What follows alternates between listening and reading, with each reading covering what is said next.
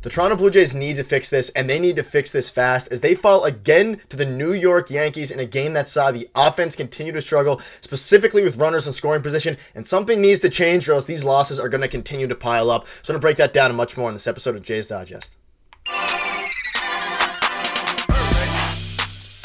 What's up, Jays fans? Nick Gosse here, host of Jays Digest, and we're with Peter today. Peter is on the phone. He is not going to be able to make it. He's stuck in traffic, but he is here with his audio, no camera today. But we have a lot to get into, Peter. Obviously, the Jays fall again to the New York Yankees, and the offense is just, it's in a rough spot right now. Before we get into it, a quick reminder to hit that subscribe button. We're on the road to 13,000 subscribers. Your support has been unbelievable. But Peter, no camera for you, but you'll still be able to express your some of your frustrations with this team because the offense was rough, the offense was brutal, and to be honest, Peter, Alejandro Kirk, not to point any fingers, he's looking rough.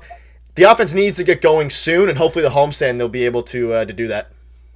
Yeah, well, people have seen me get fired up before, Nick, so if you can't see it today, just imagine it on your end. I don't think it'll be too far off from what's actually going on here, but yes, rough couple of games for the Toronto Blue Jays. I thought they did very well to battle back the other night when Kevin Gausman just didn't have it. They were down 9-2, and they made it a game. They ended up losing 9-8, and they allowed themselves to re-enter that contest. But today, I mean, more of the same. And I mentioned it to you, Nick, off camera.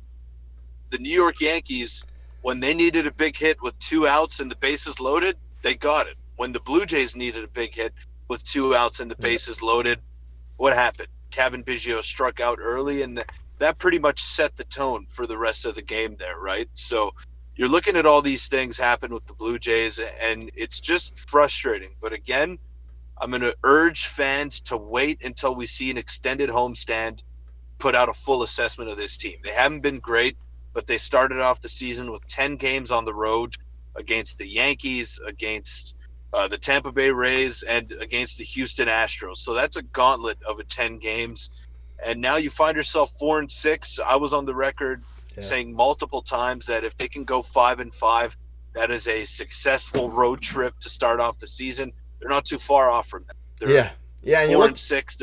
They're headed back to the Rogers Center, Nick. I mean, look, we got to wait. We got to wait and see here how they respond at home. But yeah, they don't look good right now, and hasn't been a very encouraging start to the season.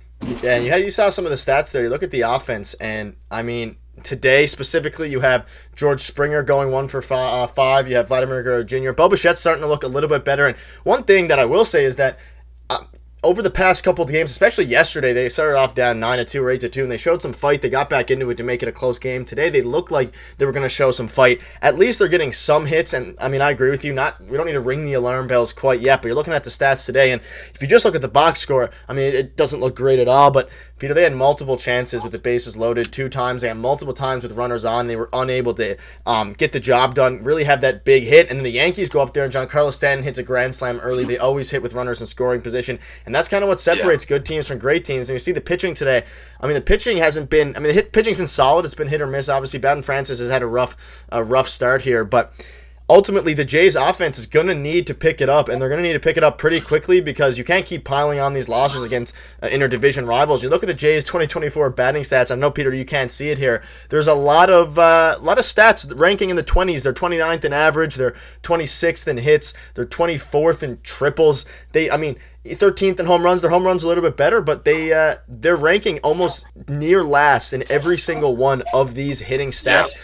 And it's not what you want to see from the Blue Jays. You have Justin Turner. He's been obviously the big bright point. You can see the division standings here in some of the after the last few wins. We are now last in the AL East. However, again, not to ring the alarm bells because the bright side of this is that brutal road trip. We were hoping to come out 5-5, Peter. We ultimately are going to come out 4-6, which is not the worst. And given how they played, to be completely honest, there was a good chance that if you rerun these games in a different universe, there may be 2-8, 1-9, something crazy like that. Yes. So you'll take it with you take the losses.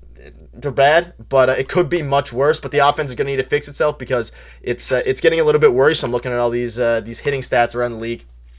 Right, and another thing that's going to have to fix itself, Nick, is are the starters. And look, this was a huge strength coming into the year for the Blue Jays. Alec Manoah, we'll have a video on this soon. He was not good today in his first outing after hurting his shoulder. I Yep. think he gave up 6 earned runs. His fastball velo looked good, but he threw, I believe, 20 something strikes and Yeah. close to 60 pitches. He's nowhere close. I don't know if he ever will be. I was ready to give him a chance going into the season. I was ready to say that this was going to be a bounce back for him. He looks good. He shed the weight and he's ready to go. But I don't know, Nick. I'm not so sure anymore if he's a major league caliber arm. I don't know what it is. Could be the yips. It's could be a mental thing. Yep. Whatever it is with Alec Manoah, I don't think he's anywhere close to a major league starter right now in this current moment in time.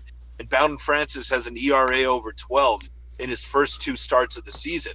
So we're talking about the offense an awful lot, but the 5th starter spot right now is a huge question mark going forward for the Blue Jays, especially if I'm not going to sound the alarm bell on Kevin Gausman. He's been one of the most consistent starters in baseball, so I'm not going to go that far. I'm not going to scare you guys in the comments, but Alec Manoah is nowhere close. Bowden Francis has not looked good. The Jays have 4 reliable starters.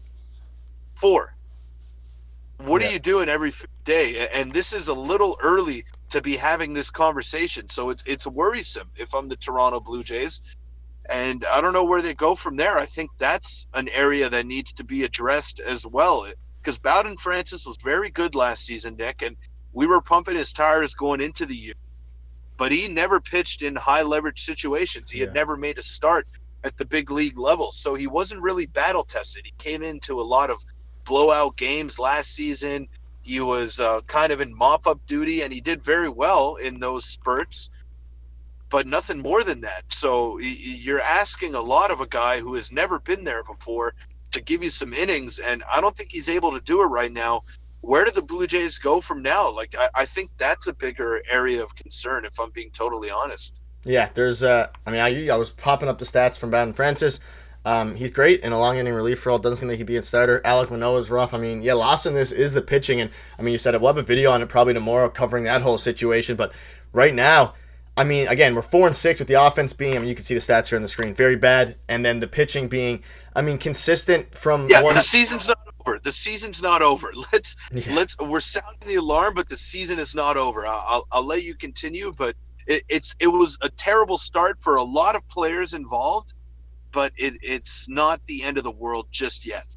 Sorry, Nick. Yeah, no, I agree. And going to be very, very interesting to see what happens going forward with that. And hopefully the Blue Jays are going to be able to take it over. But that'll wrap it up. Let us know in the comments what your thoughts are on all of that. And Peter will have his camera back for tomorrow. But thank you guys for watching. See you then.